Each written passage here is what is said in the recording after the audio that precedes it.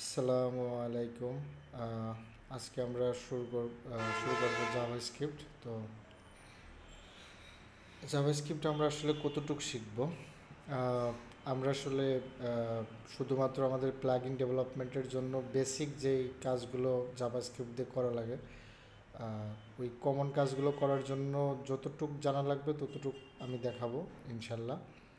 তো এখানে আসলে আমি জাস্ট পিএসপির সাথে জাভাস্ক্রিপ্টের যেই কমন যে সিমিলারিটি আছে সেটা আমি দেখাবো। অ্যান্ড এর সাথে যদি এক্সট্রা কিছু লাগে সেগুলো ইনশাল্লাহ ট্রাই করবো দেখানোর। তো এইটা জাস্ট আমি শুরুই করতেছি যে as a PSP developer beginner, সে যাতে খুব সহজেই জাস্ট জাভাস্ক্রিপ্টের টেস্টটা নিতে পারে অ্যান্ড সে জায়গায় কাজটা শুরু করতে পারে। অ্যান্ড জাভাস্ক্রিপ্ট সম্পর্কে ডিটেলস শিখতে চাইলে ইউটিউবে অনেক ভিডিও টিউটোরিয়ালস আছে, তো সেগুলো ফলো করতে পারবেন। তো আমি চেষ্টা করব জাস্ট একটু ধারণা দেওয়া, অ্যান্ড যতটুকু পিএসপি শিখেছেন ততটুকু পিএসপির সাথে মিল রেখে আপনি জাভাস্ক্রিপ্টকে কীভাবে মনে করতে পারেন অ্যান্ড শুরু করতে পারেন জাভাস্ক্রিপ্ট দিয়ে প্রোগ্রামিং। তো এটাই আসলে ওকে। তো এখানে আমার একটা HTML স্ট্রাকচার আছে। তো আমি এখানে জাভাস্ক্রিপ্ট শুরু করার আগে জাভাস্ক্রিপ্টে আমরা পিএসপিতে দেখছি যে আমরা পিএসপি ট্যাগ এইভাবে আমরা শুরু করি শেষ করি তার ভিতরে লিখি। তো জাভাস্ক্রিপ্টে আমরা এখানে লিখতে চাইলে আমাদের একটা স্ক্রিপ্ট ট্যাগ নিতে হবে। তো আমরা এখানে স্ক্রিপ্টটা নিয়ে নিই, সরি। আচ্ছা, তো এই স্ক্রিপ্ট ট্যাগের ভিতরে আমরা জাভাস্ক্রিপ্ট কোড লিখতে পারবো। আমরা এখানে চাইলে আলাদা একটা এক্সটার্নাল ফাইলেও লিখতে পারি, ওটা আমি আসলে পরে দেখাবো। ওকে। তো এখানে জাভাস্ক্রিপ্ট লিখতে হলে আমরা দেখছি যে পিএসপিতে আমাদের $সাইন দিয়ে ভেরিয়েবলের নেম ডিক্লেয়ার করতে হয়, বাট জাভাস্ক্রিপ্টে এটা ভার কিওয়ার্ড দিয়ে লিখতে হয়, যে ভার নেম। আমি এখানে রাখলাম সামথিং। ওকে। অ্যান্ড এটাকে যদি আমি দেখতে চাই আমি কীভাবে দেখতে পারি? তো অনেকগুলো অপশন আছে। তো আমি জাস্ট যদি কনসোল লক করি, এটাও এই কনসোল লকটা ওয়ান কাইন্ড অফ ভার ডাম্পের মতো। আমরা পিএসপিতে ভার ডাম্প করি, জাভাস্ক্রিপ্টে আমরা কনসোল লক করবো। নেম কনসোল লক করলাম। এবার আমি যদি ব্রাউজারে আসি, এখান থেকে আমি এখানে যদি রিলোড দিই আমি এটা দেখতে পারবো না।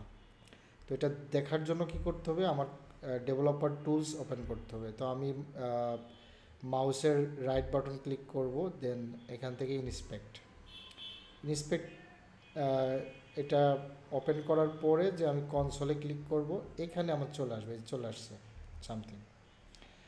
আর এই যে ইরোরগুলো দেখছে, এটা আসলে আমার ক্রোম এক্সটেনশনের ইরোর। এই স্পেসিফিক একটা এক্সটেনশন এইটা ঝামেলা করতেছে। যাই, তো এই যে আমি যেটা কনসোল লক করলাম 16 নম্বর লাইনে, এই যে এটা নেম, সেটা এখানে চলে আসছে। তো এইভাবে হচ্ছে যে আমরা আমরা কোনো কিছুকে করতে পারি, কনসোল লক করে দেখতে পারি, ওয়ান কাইন্ড অফ ভার ডাম্পের মতো। এখানে আমি চাইলে মাল্টিপল কিছু কনসোল লক করতে পারবো। সাপোজ এখানে আমি চাইলে আরেকটা নিতে পারি, যে এজ এজ নিলাম 25। এখানে আমি চাইলে কমা দিতে পারি, এখানে কিছু একটা লিখতেও পারি। এখানে আমি লিখতে পারি যেরকম, এখানে স্ট্রিং নিলাম অ্যান্ড এখানে দিলাম যে আমি নেম, এখানে নেম দিই যে মিস্টার রহিম। অ্যান্ড এই নেমের পরে এটা যদি আমি এর সাথে জোড়া লাগাইতে চাই, তাহলে আমরা জাভাস্ক্রিপ্টে ডট ব্যবহার করতাম, কিন্তু এখানে প্লাস অ্যাড করতে হবে নেম। তারপর আমি এখানে জায়গায় ব্র্যাকেটের পরে দিলাম এখানে এজ। সাপোজ এখানে আমি দিলাম এজ, দেন এখানে প্লাস সাইন দিলাম 25। তো আমি এটা সুন্দর দেখানোর জন্য একটু ফরম্যাট করে নিলাম। ওকে। এখন যদি আমি এখানে রিলোড দিই, এই যে নেম মিস্টার রহিম এজ 25। তো এখানে আমি আরও অনেক ভাবে এটাই করা যায়, দেখা যায় আর কি। তো ওকে। দেন তারপরে আমি হচ্ছে যে কন্ডিশন দেখব, যে পিএসপিতে আমরা কন্ডিশন অ্যাপ্লাই করছি, এখানে আমরা কীভাবে কন্ডিশন অ্যাপ্লাই করতে পারি। তো কন্ডিশনের জন্য পিএসপিতে যেভাবে আমরা ইফ এলস কন্ডিশন ব্যবহার করতাম সেটাই দেখি। তো একটা জিনিস জানাই রাখি যে আমরা এখানে ভারের পরিবর্তে লেট ব্যবহার করতে পারি, এভাবে ভেরিয়েবল ডিক্লেয়ার করা যায়। লেট আসলে এটা ব্লক স্কোপ এর উপরে ডিপেন্ড করে, ভার ব্যবহার করলে এটা গ্লোবাল হয়ে যায়, তো ওইগুলো বুঝাইতে গেলে আরও সময় লেগে যাবে। তো আমরা জাস্ট মনে রাখি যে আমরা লেট ব্যবহার করে ভেরিয়েবল ডিক্লেয়ার করবো। ওকে, অ্যান্ড এখানে কিন্তু আমরা পিএসপির মতো এখানে কনস্ট্যান্টও আমরা ইউজ করতে পারবো, এরকম কনস্ট কিওয়ার্ড দিয়ে কিন্তু আমরা এখানে কনস্ট্যান্ট তৈরি করতে পারবো। সাপোজ মাই এজ, এখানে আমি দিলাম 30। তো এখন আমি চাইলে এটাও কনসোল লক করতে পারি। আচ্ছা, আমি তো এখানে হার্ড কোডেডভাবে দিছিলাম, সরি। যদি এখন রিলোড দিই, হ্যাঁ এখানে এই যে 30 আসছে। আমি যদি এটাকে ওভাররাইড করতে যাই, আমি দেখি এটা পারি কি না। মাই এস এটা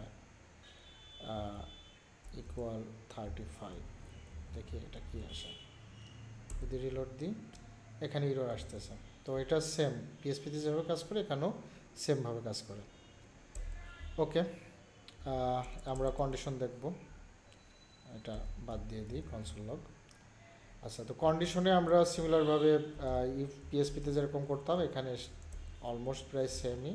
ইফ এলস, এটা সিনট্যাক্সটা এরকমই। অ্যান্ড ইফ কন্ডিশন, ইফ যদি এজ ট্রিপল ইকুয়াল 25 হয়, তাহলে আমরা কোনো কিছু কনসোল লগ করতে পারি, যে কনসোল লগ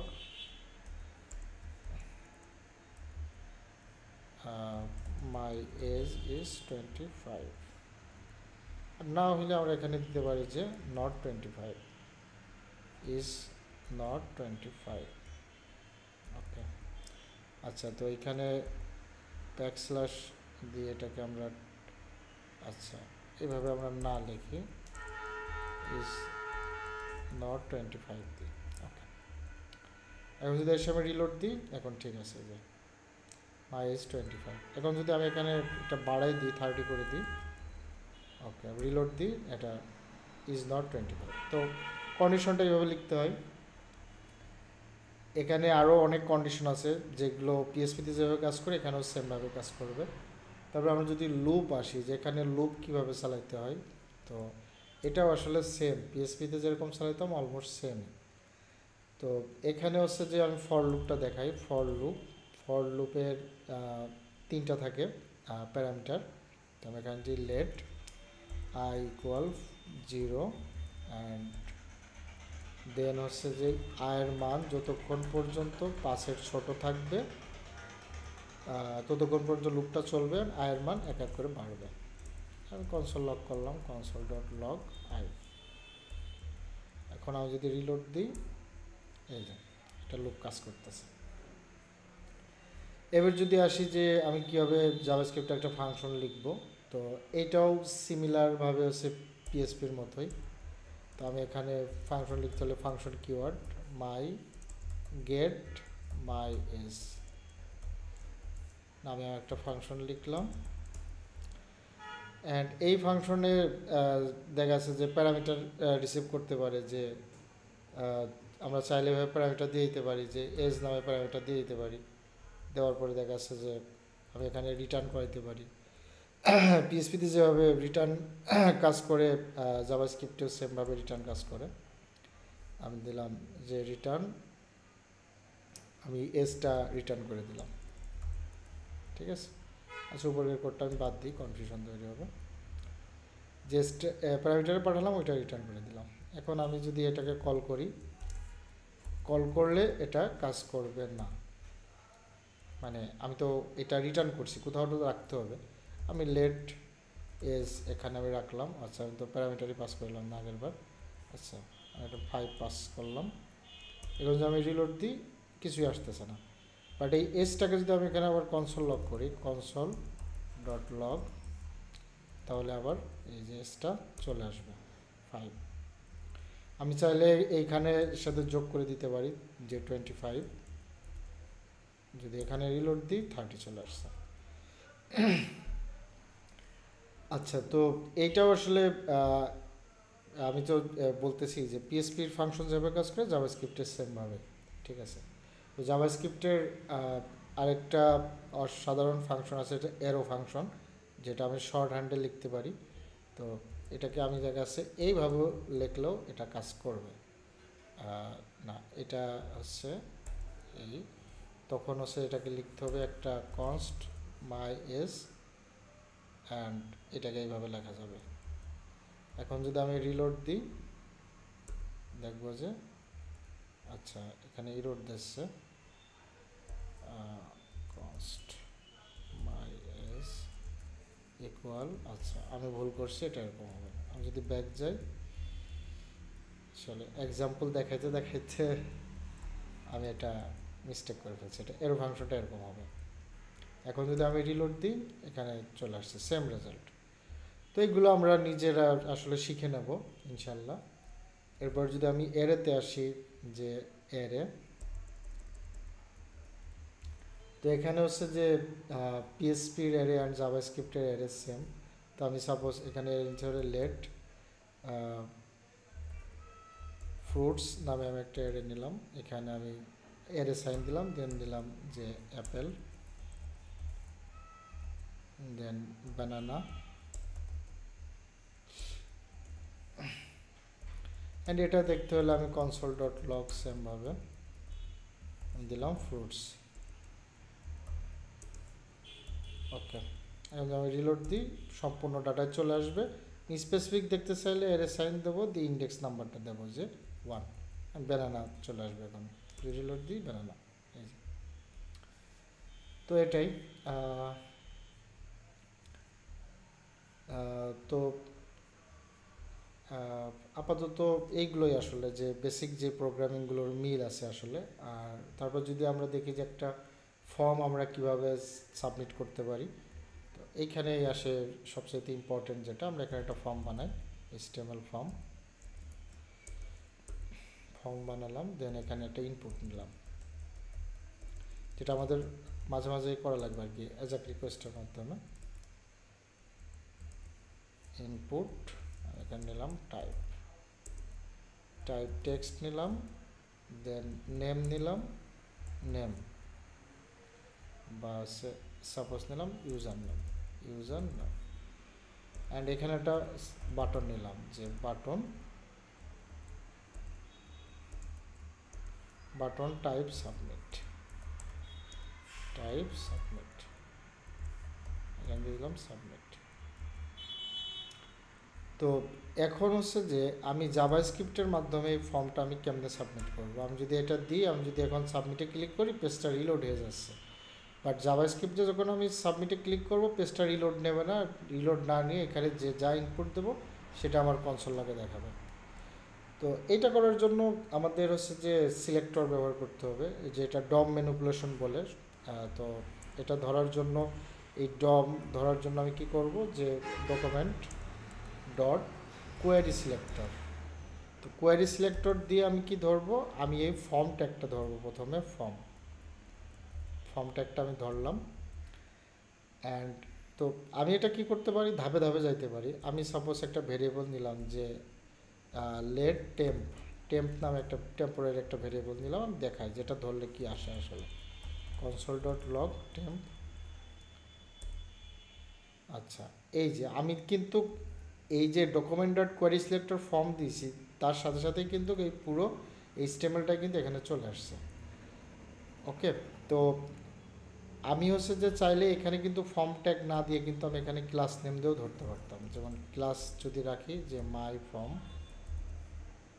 অ্যান্ড আমি এখানে কিন্তু ডট ক্লাস নেম দিয়েও কিন্তু ধরতে পারতাম। এখন যে আমি রিলোড দিই, আচ্ছা এক মিনিট, ডকুমেন্ট ডট কোয়ারি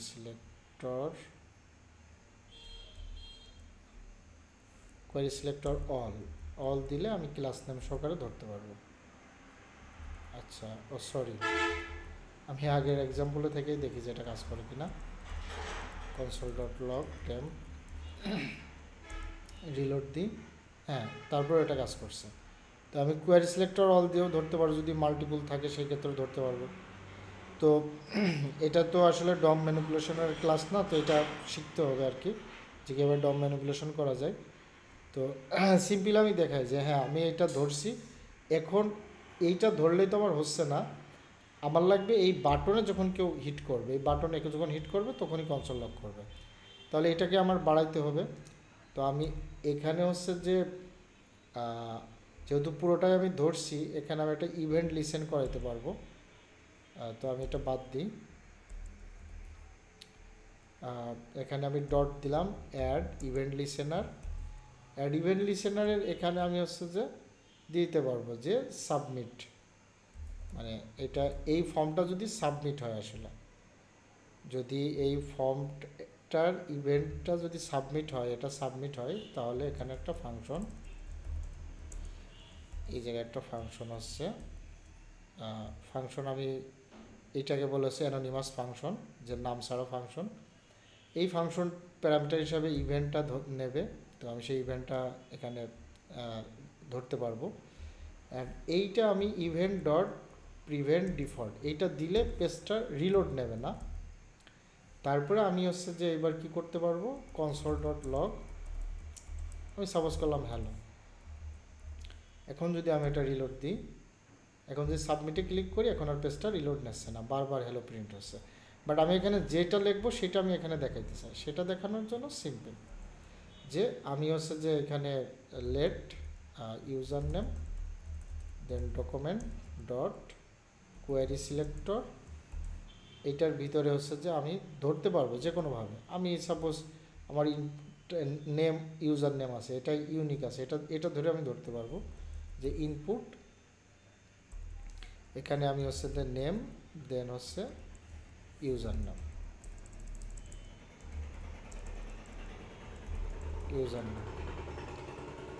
এখন আমি যদি কনসোল ডট লগ করি ইউজার নেম, হ্যাঁ এটা চলে আসতেছে। যদি আমি রিলোড দিই, এখন যদি আমি কোনো কিছু লিখে সাবমিট দিই, এই যে এখন আসলে পুরো ডমটা চলে আসতেছে। বাট আমাদের লাগবে কি, এটার ভ্যালু লাগবে। তো ভ্যালুর জন্য আমি কি করতে পারি, এখানে ডট ভ্যালু দিয়ে আমি হচ্ছে ভ্যালুটা ধরতে পারি, ডট ভ্যালু। এখন যদি আমি আবার রিলোড দিই অ্যান্ড এখানে যদি সাবমিটে ক্লিক করি, এটা চলে আসতেছে। আমি এখানে যা লিখবো সেটাই সাবমিট দিলে এটাই চলে আসবে। তো এটা খুবই ইম্পর্টেন্ট। তো এইভাবে আমরা ডম ম্যানিপুলেশন করব। মানে ডম ম্যানিপুলেশন বলতে কোনো ডমে আমরা সিলেক্ট করে সেখানে আমরা ইভেন্ট অ্যাড করতে পারবো, সেই ইভেন্টের উপর বেস করে আমরা কাজ করতে পারবো। সিম্পলভাবে আমি যদি এখানে আরেকটা বাটন নিই, যে বাটনে ক্লিক করলে বাটন, একটা আইডি দিলাম যে মাই বাটন, ক্লিক হিয়ার। এখন এইখানে যদি আমি কোনো কিছু করাইতে চাই, আমি ঠিক আছে ডকুমেন্ট ডট কোয়ারি সিলেক্টর, আমি এটা তো আমার আইডি, তাহলে আমি হ্যাশ দিয়ে আইডি দিলাম, দেন হচ্ছে ডট অ্যাড ইভেন্ট লিসেনার, যেমন ক্লিক, যদি ক্লিক হয় তাহলে এখানে এটা একটা প্যারামিটার হিসাবে একটা অ্যানোনিমাস ফাংশন নেয়। এর ভিতরে আমি দিয়ে দিলাম কনসোল ডট লগ যে ক্লিকড, হ্যাঁ। এবার যদি আমি রিলোড দিই, এখানে আমি ক্লিক করি, ওই যে ক্লিকড, এটা কনসোল লগ হয়ে যাচ্ছে। তো এটা আসলে তো এইগুলো সিমিলার আছে, যেগুলো মানে অনেকটাই মিল আছে পিএসপির সাথে, সেই জিনিসগুলো আমি দেখালাম।